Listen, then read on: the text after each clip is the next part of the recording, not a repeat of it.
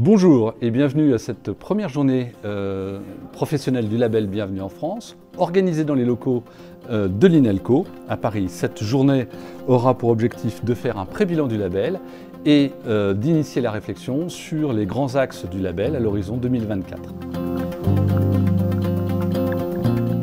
La labellisation Bienvenue en France, c'est vraiment un plus pour nous puisque c'est un gage de sérieux aux yeux des étudiants prospects qui savent qu'ils sont en sécurité en fait en candidatant chez nous. Et puis nous, c'est aussi une reconnaissance, une façon de faire valoir un petit peu nos qualités d'accueil de ces étudiants.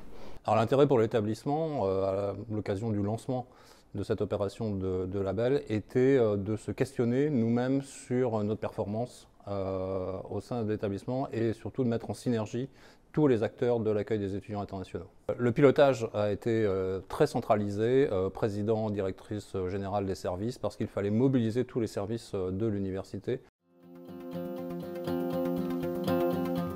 Les bonnes pratiques de l'établissement mises en place grâce au label, c'est vraiment le suivi de A à Z de nos étudiants internationaux.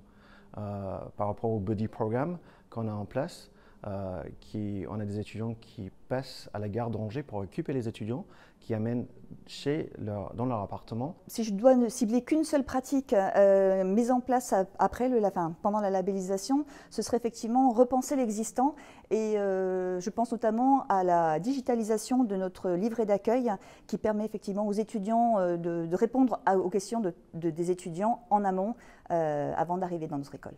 Eh bien, je dirais que nous avons, grâce au label, mis en place le parrainage d'étudiants internationaux par des pairs nationaux. Et c'est quelque chose qui était sous forme relativement amateur avant le label, qui était souvent porté par des associations étudiantes et que nous avons beaucoup plus encadré et professionnalisé au Bureau des Relations Internationales grâce à ce label, puisque c'est aussi un des critères demandés par le label et ça nous a donné du poids dans notre démarche auprès de la direction pour obtenir du budget et pouvoir développer ce projet.